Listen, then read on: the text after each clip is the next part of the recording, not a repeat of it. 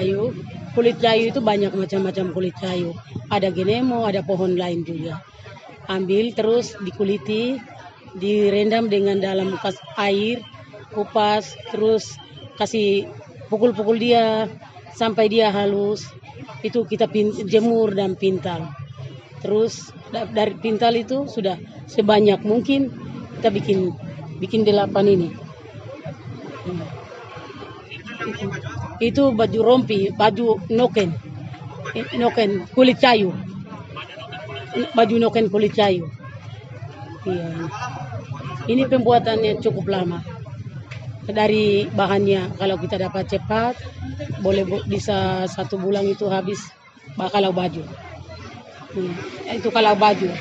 Kalau noken ya bisa mingguan, seperti itu mingguan.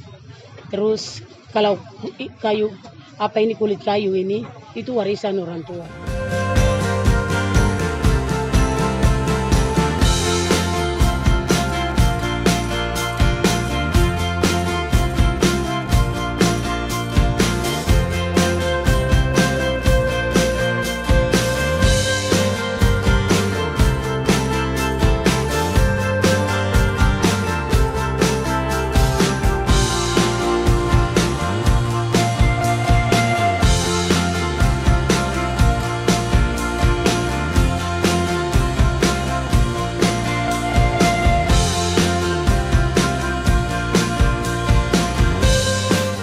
Terima kasih sudah nonton.